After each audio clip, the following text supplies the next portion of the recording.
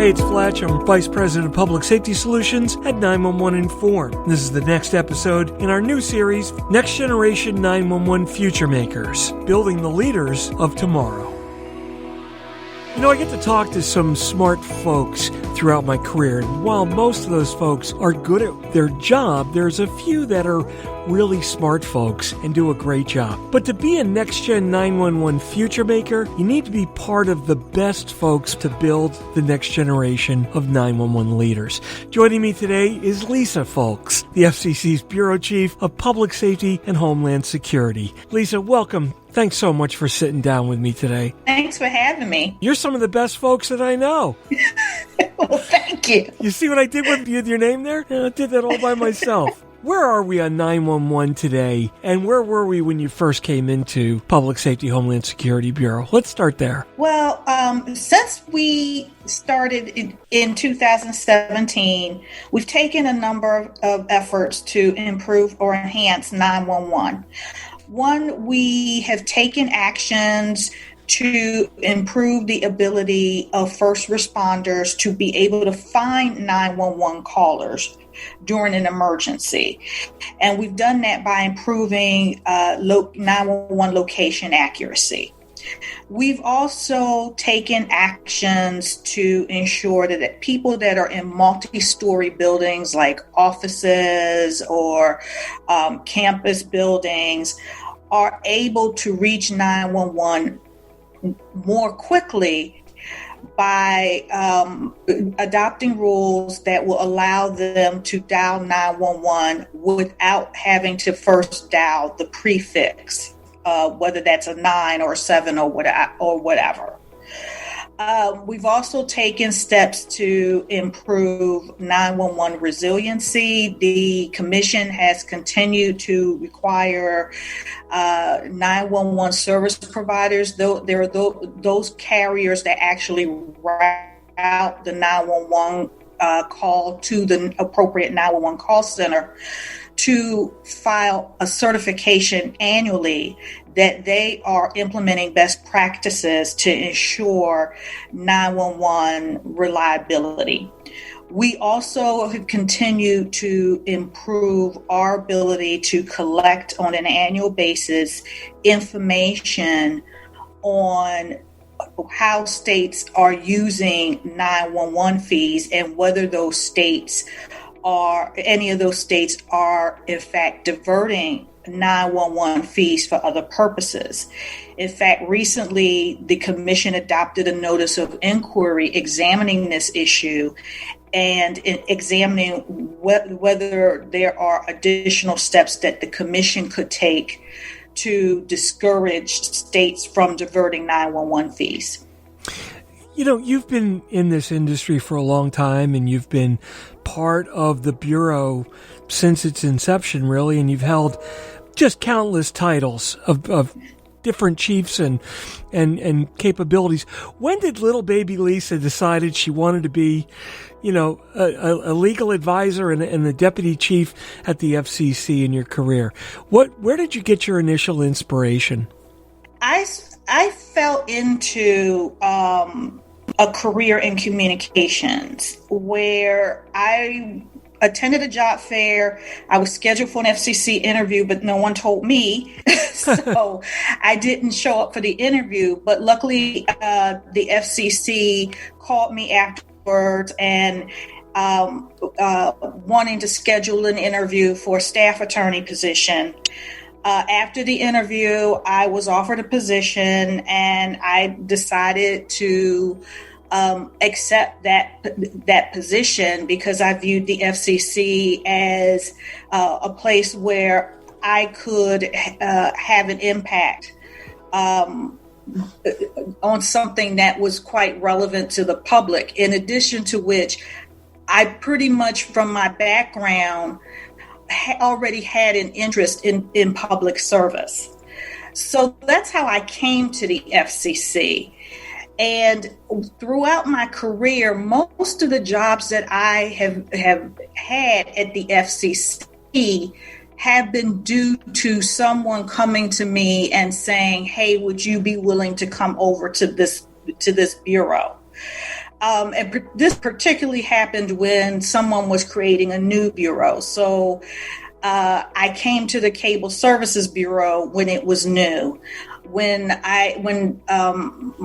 How I came about being in the Enforcement Bureau the first time was when my former boss, who had been Deputy General Counsel and who was going to be the bureau chief for the Enforcement Bureau, asked me if I would be willing to come back to the FCC and serve as his senior legal advisor. Coming to the Public Safety and Homeland Security Bureau was in part someone asking me if I would be interested in going to the new bureau. And also I felt that was the next step for me, given the fact that my last year in the Enforcement Bureau, I was pretty much doing public safety issues. I was overseeing rulemakings regarding the emergency alert system. When I was overseeing enforcement of rules that impacted public safety, such as violations of the emergency alert system rules, violations of 911, violations of unauthorized operations that were causing interference to public safety. So specifically for public safety, one, I was asked to come over, and two, it was the next step in the progression of my career. No, that's really cool, and that really says a lot, because it says that you know what you're doing, and people respect that and recognize that, and that's really pretty cool. So, I noticed a blog that you recently wrote that was encouraging students of color to consider careers in telecom. How does that apply to the 911 field specifically? I think a lot of what I said in that article applies a great deal to 911 and those who might be interested in a career in 911 or in public safety in general. There are different types of career paths in 911 and in public safety. You could be a lawyer. You could be, if you're interested in technology, you could be an engineer. If you have a accounting and finance, I don't know of any 911 or public safety agency that isn't concerned about budgeting. So there's a career path there. If you are they're interested in public service or working for the government, there's certainly a career path within public safety and in 911. And I think a lot of the things that I said to people interested in telecom would apply to those considering 911 or public safety in general. You want to do the best work that you can. You want to learn all you can about what career opportunities there are in 911 or with or more generally with public safety. To the extent that you can, you want to interact with some of the organizations that represent public safety officials. And possibly you might want to seek out those who are already working in 911 to get a sense of what their jobs are like, what their career paths have been. So I think there's a lot in that article that applies to careers in 911. So what are you doing at the FCC to encourage that next generation of 911 leadership, specifically within the Public Safety Homeland Security Bureau? I mean, that's your baby. So, what are you doing to encourage that in your bureau? Anything specific? Yes. When I became bureau chief, I established a professional development program with a specific focus on leadership development. And the reason why I focused on leadership is because if you want to succeed, my belief is if you want to succeed as a manager, or if you're hoping to at some point get into a senior position in a bureau or at the FCC, or really generally, there are certain leadership skills you have to have. You have to be able to have to know how to empower people while holding them accountable. One thing that people still tend to overlook is the skill of emotional intelligence. In other words, having a sense of how your team is going to react, what are their needs are, how your own emotions can impact the emotions of your team. So we set up this program, which included mentoring, training opportunities. The FCC has what it calls an FCC University that has a lot of training opportunities, particularly on leadership. We also invited speakers to come in to talk about their career paths. The other thing that I have tried to do since I've been bureau chief, and I've done this with my managers in particular, is that I try to empower people to take a leadership role or a team lead role on the various initiatives that we have. And I've encouraged my managers to do the same with their staff. So, for example, we may assign someone to serve as a team lead on a 911 initiative or on the 911 team. We will assign someone to be the team lead on emergency alerting issues.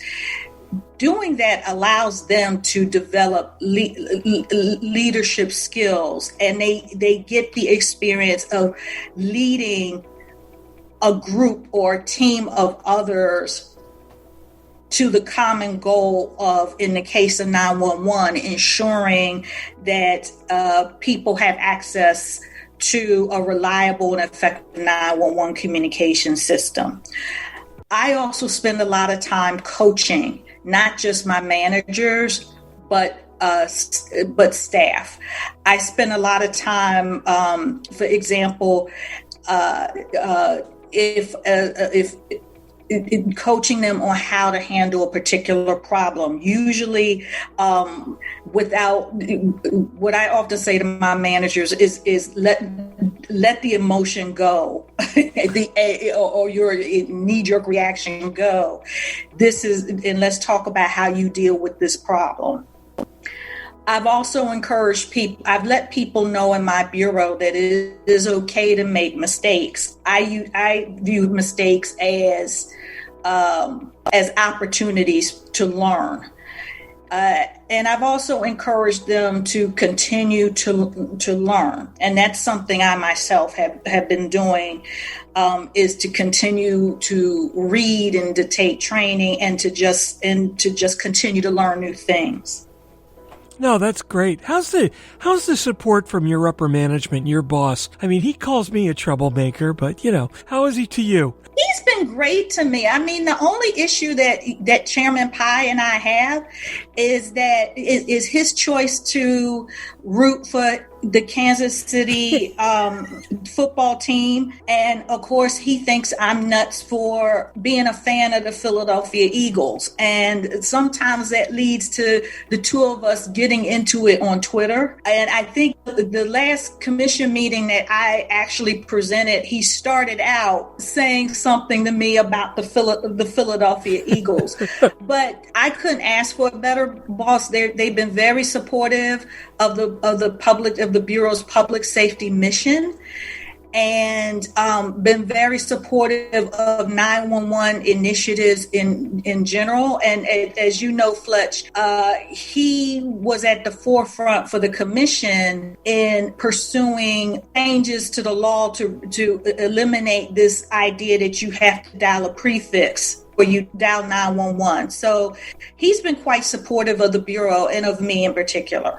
The other fault I find with him is he constantly has an argument with me and Hank Hunt over Kansas City ribs and Texas barbecue, which we both know there is absolutely no comparison. Not only do they have a terrible football team, but they've got terrible barbecue. And some people just need to suck it up. I also have a bigger coffee mug than he does, and I think it's cup envy with me personally. But hey, whatever. That's life.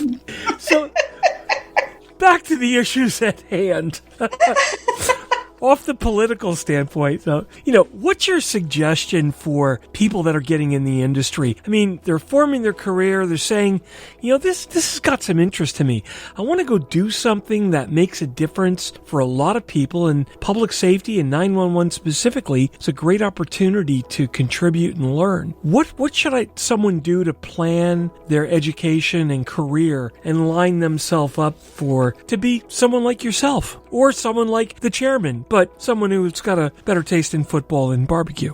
Not that it means anything. Just saying.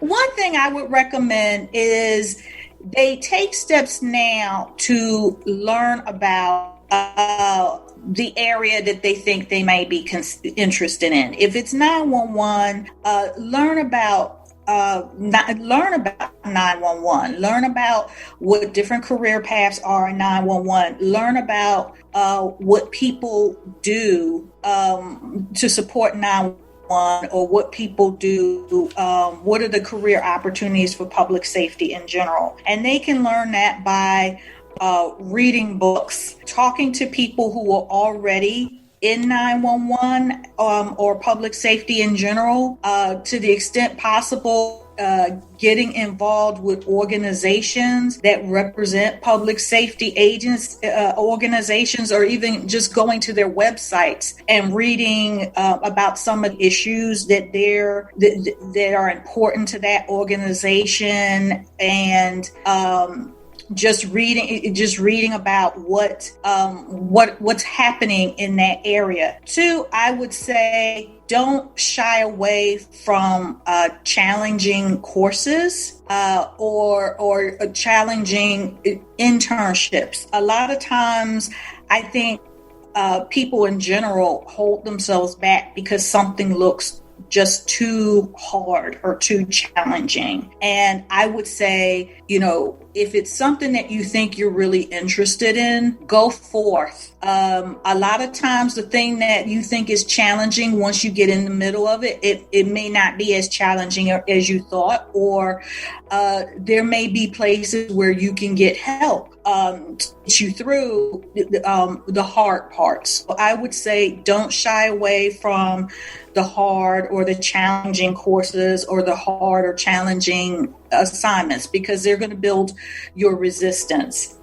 I would also say, to the extent possible, try to meet people that are already working in that sector. If it's 911, try to talk to people who already work in 911 to find out what their career path has been, what job do they have, what their day consists of. One of the things I will tell you is that when I first became bureau chief, that was one of the things I actually did. Because as deputy bureau chief, I focused on communications resiliency, and that and as a result of that, I knew more people in the industry, and a lot of my work related to the industry as opposed to the public safety side.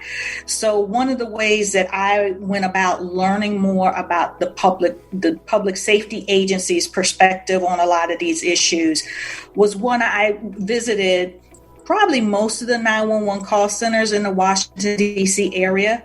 And so I got a sense of what their daily jobs were like, what kinds of issues and concerns they had, how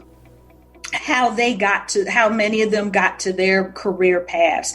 And it gave me an opportunity to build relationships with public safety and 911 agencies, but it also helped me get up to speed on those issues a lot quicker. Yeah, you've got an excellent example down there, and actually, I haven't told her yet, but I've got her on the list. Karima is actually also someone who I consider a next-gen 911 future maker from the infrastructure and architecture and the way she manages her shop down there and the mission that she has to deliver and how she delivers it are just the epitome of a next-gen 911 future maker. And what a great opportunity for you to go and observe and, like you said, learn from people that are in the job.